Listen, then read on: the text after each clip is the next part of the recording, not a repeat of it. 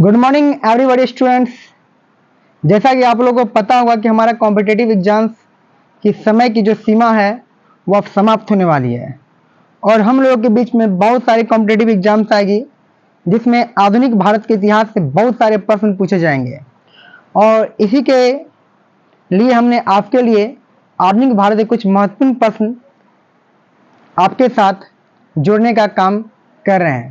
तो दोस्तों ध्यान से देखिएगा। आज का जो टॉपिक है दोस्तों हमारा आधुनिक भारत का इतिहास, यूरोपीय कंपनियों का आगमन। टॉपिक क्या है दोस्तों? आधुनिक भारत का इतिहास और यूरोपीय कंपनियों का आगमन। यहाँ पर तो कुछ दोस्त बात ये जानना है कि हमारा देश, आप लोग को तो पता है कि अंग्रेजों का गुलाम था और किस प्रकार से अंग्रेजों ने हमारे देश पर शासन किया, कौन सी कंपनी किस प्रकार से हमारे देश में आगमन की और हमारे देश की संपदा को लूटी। आइए इसी पर हम लोग टॉपिक्स रखते हैं, ज़्यादा समय नहीं गवाएंगे, डायरेक्ट हम लोग टॉपिक्स पे आते हैं और प्रश्न को देखते हैं। आधुनिक भारत का इतिहास, यूरोपीय कंपनियों का आगमन।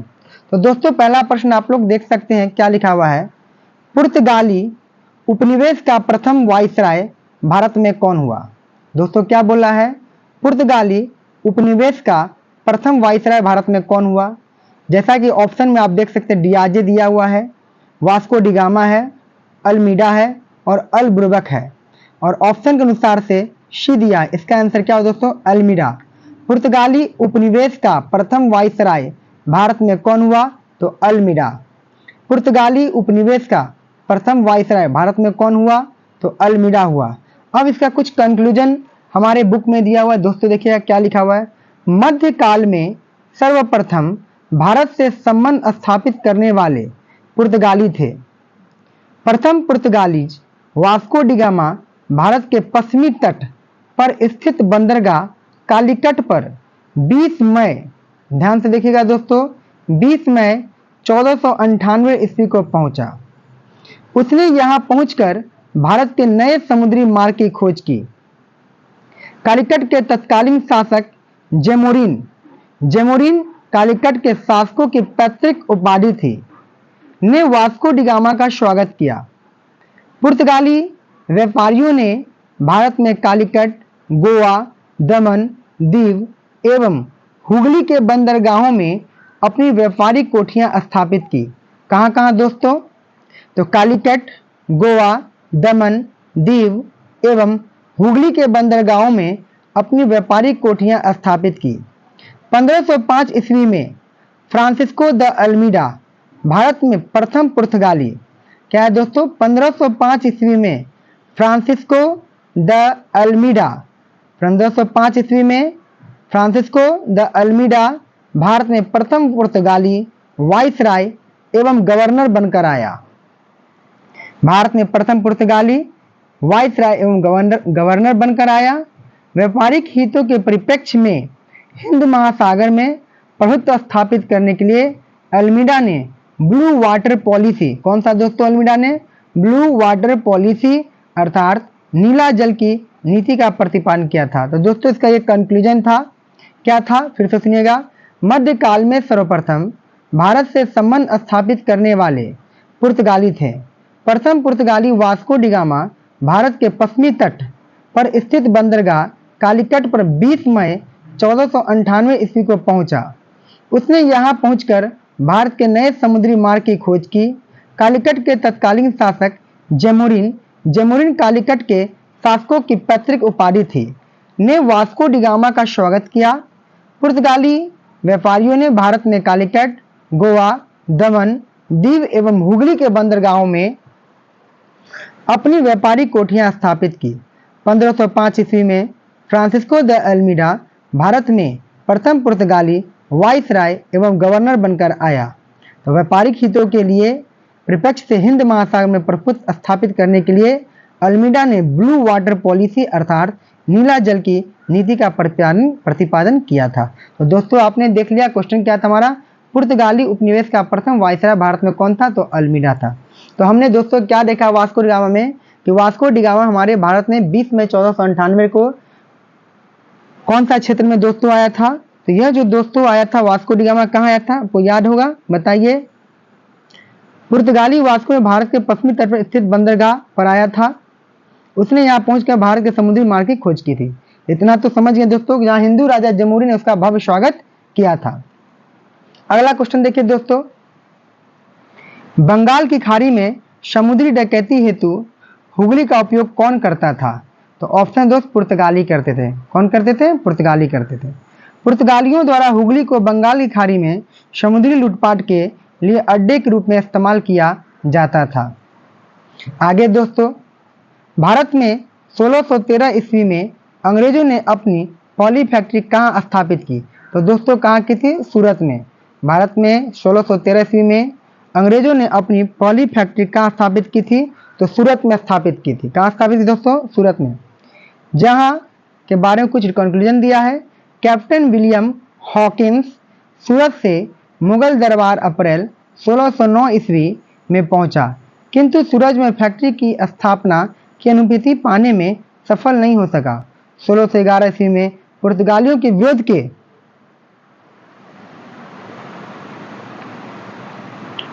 विरोध के बावजूद कैप्टन मिल्टन सूरत के समीप स्वावलंबी पहुंचा और मुगल गवर्नर से वहां व्यापार करने की अनुमति पाने में सफल हो गया।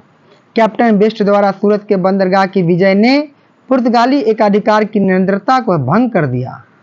इसके बाद जहांगीर की शाही फरमान से अंग्रेजों ने सूरत में 1613 ईस्वी में अस्थायी रूप से एक फैक्ट्री स्थापित की। यहाँ से अंग्रेजों ने अपने व्यापार का देश के दूसरे भागों तक फैलाया तथा शीघ्र ही अहमदाबाद, बुरहानपुर, अजमेर तथा आगरा में सहयोगी फैक्ट्रियां स्थापित की। तो दोस्तों हमने क्या देखा कि भारत में 1613 ईस्वी में अंग्रेजों ने अपनी पहली फैक्ट्री कहाँ स्थापित की थी? तो सूरत में की थी। 1613 में भारत में अंग्रेजों ने अपनी पहली फैक्ट्री कहाँ स्थापित की थी? तो सूरत में दोस्तों की थी। इतना समझ में आया दोस्तों?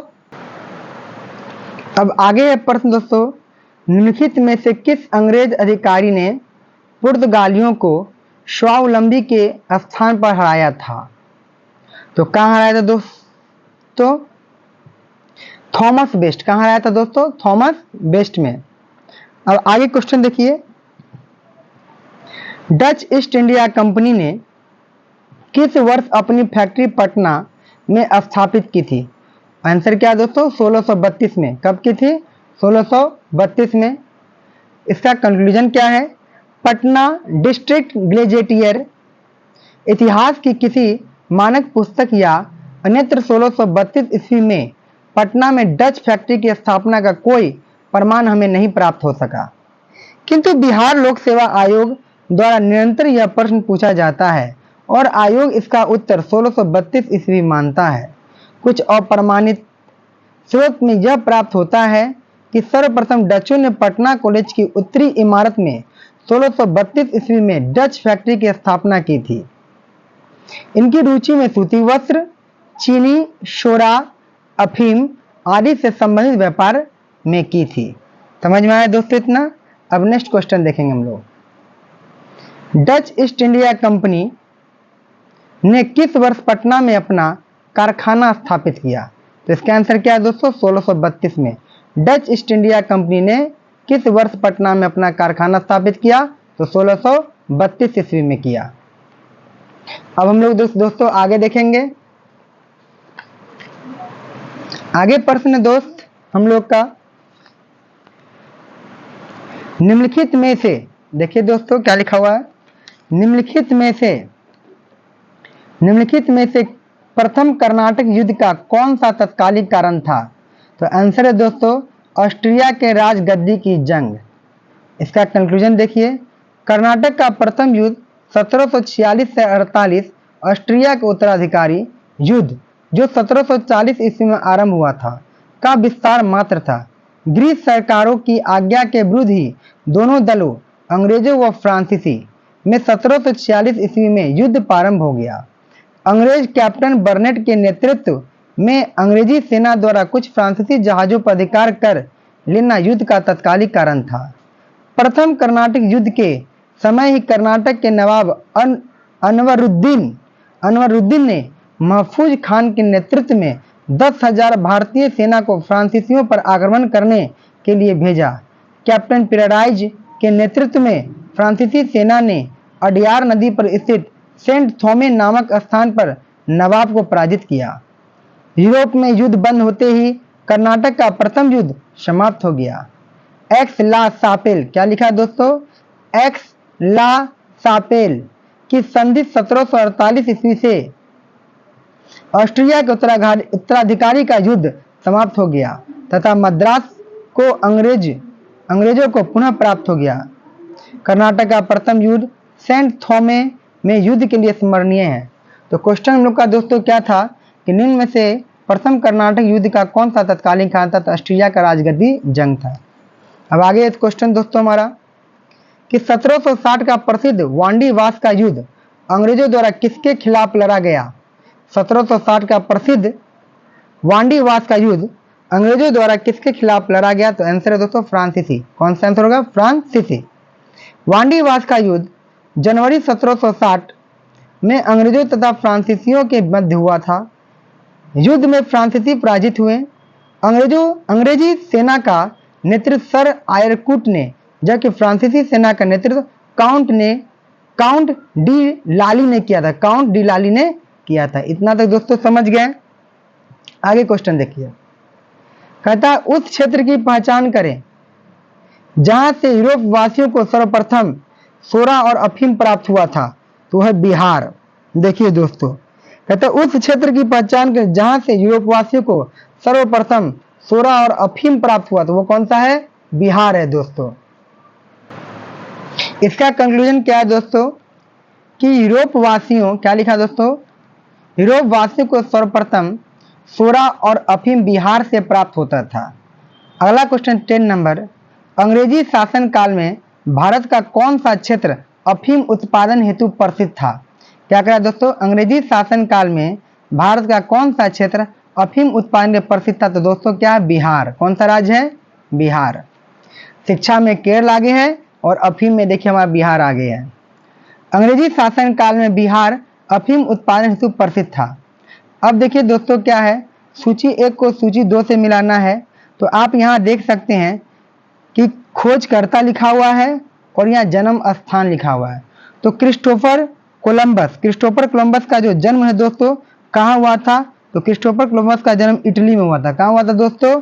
इटली में हुआ था। फिर आगे जैक्स कार्टियर का जन्म कहाँ हुआ था? फ्रांस में हुआ था। जैक्स कार्टियर दोस्तों फ्रांस में जन्म हुआ था। सर फ्रांसिस ड्रेक का जन्म यूनाइटेड किंगडम। कहाँ हुआ दोस्तों? United kingdom. लीजिए हमने मिला दिया। फर्डिनेंड मैगलिन क्या था दोस्तों? पुर्तगाली था। यही वो व्यक्ति है जो पृथ्वी की यात्रा पर निकला था और जहां से निकला अपने यात्रा के दौरान फिर वही स्थान पर पहुंच गया था। तो आज का दोस्तों यही कंक्लूजन था। तो आज का जो टॉपिक पर जो हम लोग ने बात किया था दोस्तों वो क्या था? आधुनिक भारत का इतिहास, यूरोपीय कंपनियों का भारत में आगमन। तो ये क्वेश्चन आपके एग्जामिनेशन पॉइंट ऑफ व्यू से वेरी इंपॉर्टेंट क्वेश्चन थे दोस्तों। इसके साथ ही फिर नेक्स्ट लेक्चर में नेक्स्ट कंक्लूजन के साथ मिलेंगे। धन्यवाद दोस्तों।